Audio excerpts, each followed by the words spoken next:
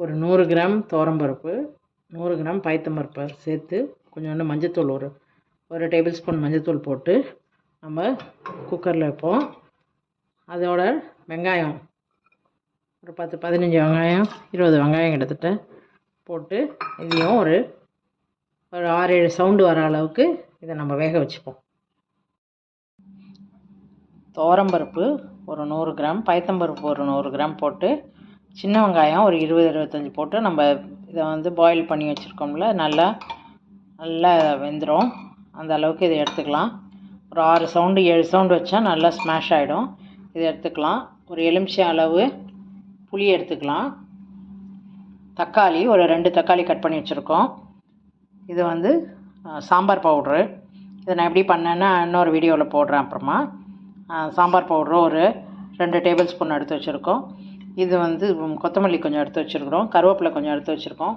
வெங்காயத்தை இந்த மாதிரி பெரிய வெங்காயத்தை ஒரு 2 வெங்காயத்தை இந்த மாதிரி கட் பண்ணி எடுத்து வச்சுருக்குறோம். வெல்லம் கொஞ்சம் போட போகிறோம். புளியெல்லாம் போடுறதுனால வெல்லம் கொஞ்சம் போடுறோம். ஒரு கடாயில் 2 டேபிள் ஸ்பூன் நெய் ஊற்றிருக்கோம். அதில் இந்த எடுத்துருந்த 2 தக்காளியை பொடியாக கட் பண்ணதை போட்டு வறுத்துப்போம்.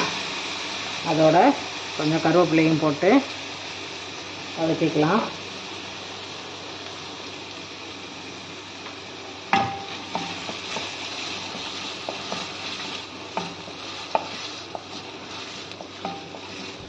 இது நல்லா ஸ்மாஷ் ஆகிற அளவுக்கு வதக்கணும். இந்த மாதிரி நல்லா வதக்கிட்டு நம்ம எடுத்து வச்சுருந்த புளி தண்ணியை ஊற்றிக்கலாம்.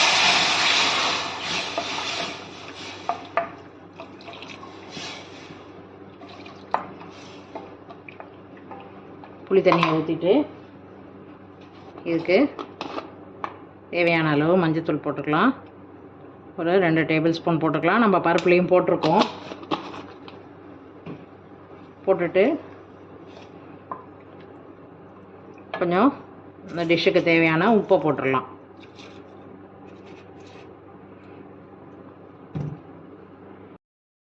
இது நல்லா பச்சை வாசனை போகிற அளவுக்கு நம்ம கொஞ்சம் நேரம் அதை நல்லா கொதிக்க வைக்கும். நல்லா கொதிக்குது. நல்லா பச்சை வாசனை போகிற அளவுக்கு ஒரு 2-3 நிமிஷம் நல்லா கொதிக்க வச்சிட்டோம். இப்போது இதில் கொஞ்சம் வெல்லம் போட்டுக்கலாம்.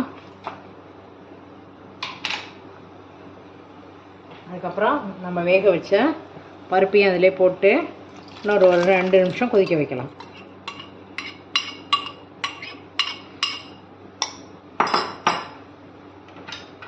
எல்லாம் சேர்ந்து நல்லா கொதிக்க ஆரம்பிச்சிடும். ஒரு 2-3 நிமிஷம் அது கொதிக்கட்டும். அதுக்கப்புறம் நம்ம போடலாம். நல்லா கொதிக்க ஆரம்பிச்சிருச்சு. நம்ம இப்போ அதில் கொஞ்சோண்டு கொத்தமல்லியை போட்டுட்டு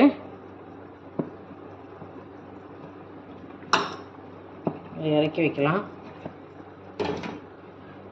வேறு ஒரு சட்டியில் ஒரு பேனில் நல்லா ஒரு 2-3 டேபிள் ஸ்பூன் கல்லெண்ணெய் ஊற்றிக்கலாம்.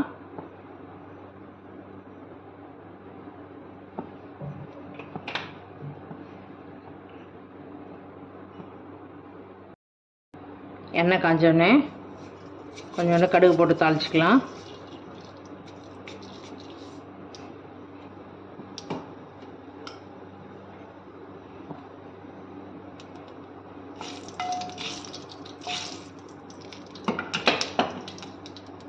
கடுகு பொரிய ஆரம்பிச்சிச்சு.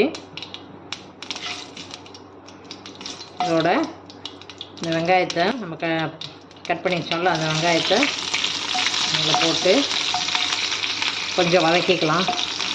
கொஞ்சம் கலர் சேஞ்ச் ஆனால் போதும், ரொம்ப கலர் சேஞ்ச் ஆக வேண்டாம்.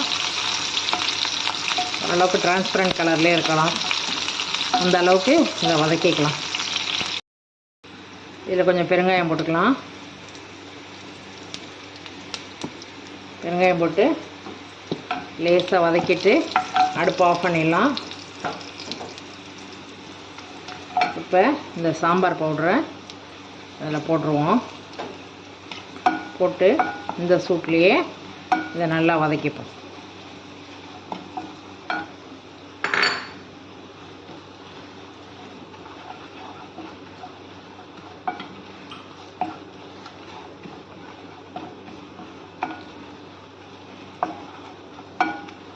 இந்த சூட்லேயே நல்லா வதக்கிக்கும்.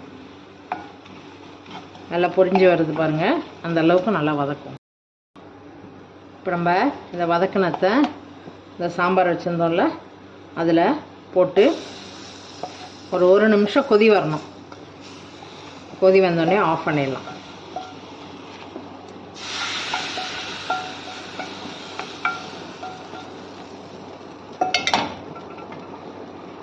இது எல்லாத்தையும் நல்லா மிக்ஸ் பண்ணி விட்ருவோம்.